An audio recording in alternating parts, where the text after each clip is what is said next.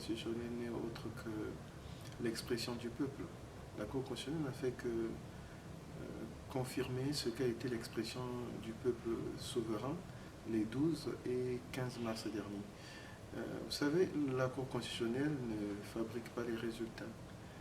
La Cour constitutionnelle juge, constate la régularité des opérations électorales et juge quand c'est nécessaire en cas de contentieux.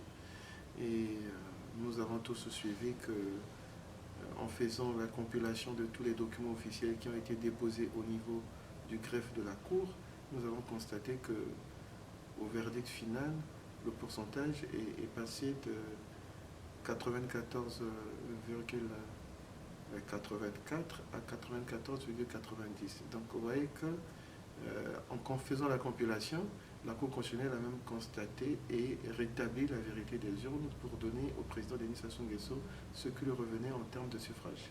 Et nous ne pouvons être que satisfaits de constater que le candidat que nous avons porté, parce que nous avons été directeur local de campagne adjoint dans notre circonscription, donc voilà, on est heureux de constater que le candidat que nous avons porté, que nous avons défendu, a bel et bien rencontré l'assentiment du peuple souverain et nous sommes contents.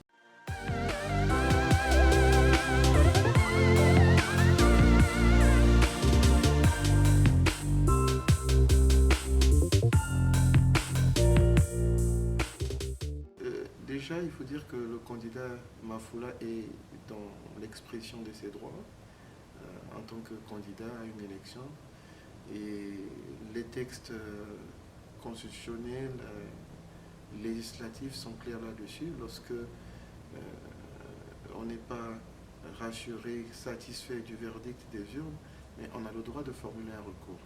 Et je pense que le rejet de son recours tient compte d'un certain nombre d'éléments qui ont d'ailleurs été évoqués dans la décision, comme l'insuffisance des moyens fournis, moyens de défense bien entendu fournis par le candidat Ifrem Mafoula, le caractère parfois approximatif et aléatoire des allégations, donc autant des éléments qui font que la Cour constitutionnelle, dans l'exercice de son droit, a dû prendre une décision qui est souveraine.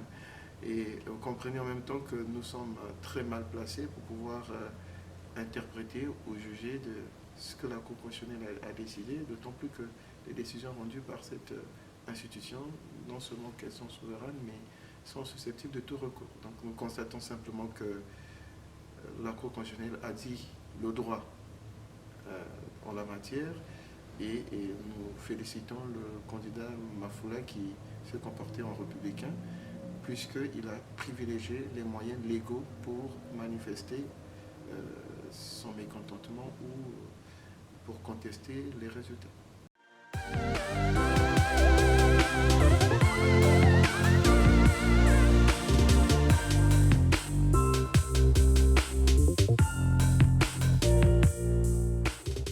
Les défis, je pense que le président Denis Sassou Nguesso a été élu sur la base d'un programme de société.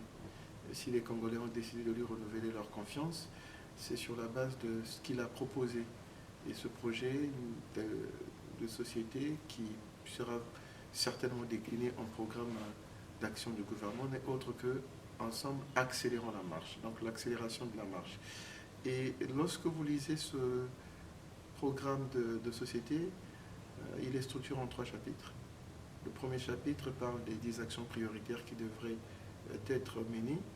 Nous pouvons citer pêle-mêle comme ça, la mobilisation des ressources publiques additionnelles, la dynamisation de l'économie, l'augmentation des investissements dans le capital humain, la promotion de l'agriculture et de l'industrie.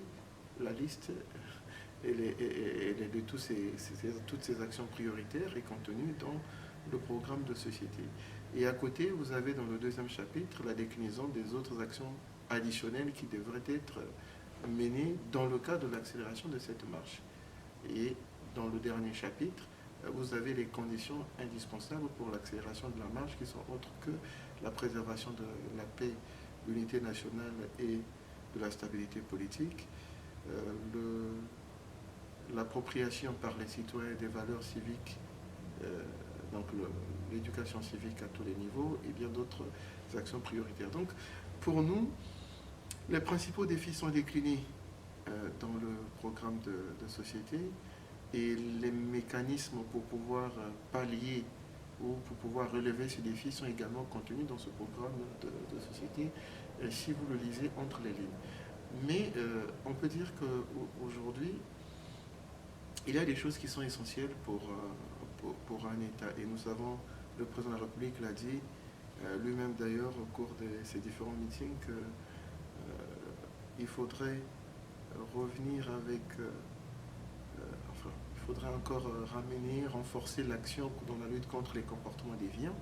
Et je crois que c'était au boulevard des armées où il fustigeait le comportement qui consistait à détourner les deniers publics, qui consistait à demander les pots de vin ici et là dans l'administration publique, autant de comportements qui sont des freins au développement. Et donc je pense que, étant donné que tout ceci est épinglé dans le projet de société qui a été soumis au peuple congolais et validé le 15 mars dernier, nous pensons que le défi de la lutte contre les comportements déviants, qui naturellement empêche aussi, dans une certaine manière, l'éclosion du secteur économique, puisqu'il y a aujourd'hui quelques écueils que nous rencontrons dans le cadre de l'attractivité de notre marché intérieur. Les investisseurs ont du mal à investir dans certains secteurs du fait des mauvaises pratiques des agents et fonctionnaires de l'État. Et ça, nous le savons tous. Donc nous pensons que cet aspect qui est contenu dans le projet de société constituera un défi majeur pour le prochain quinquennat. Et nous croyons que le président de la République, qui, un homme de vision, a épinglé cette situation, mais créera les conditions et avec lui le gouvernement qui sera mis en place dans les prochaines semaines, de trouver les solutions adaptées pour conjurer ce mal qui aujourd'hui affecte notre économie et freine notre développement.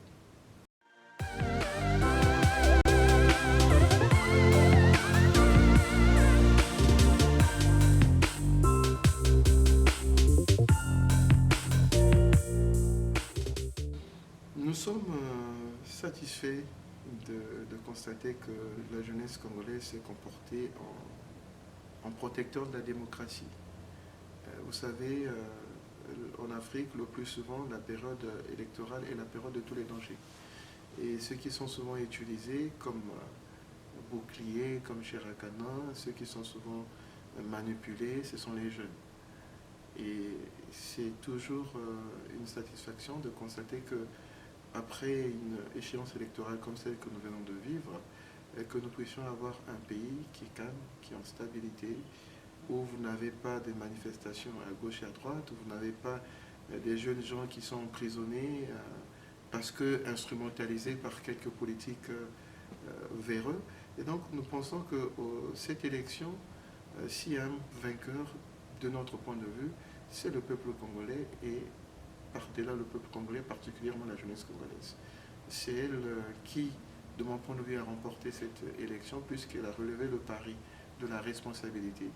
Pari de la responsabilité par son comportement, pari de la responsabilité aussi par le choix judicieux qu'il a opéré, qui est celui de la raison, à savoir la réélection du président Denis Sassou Nguesso.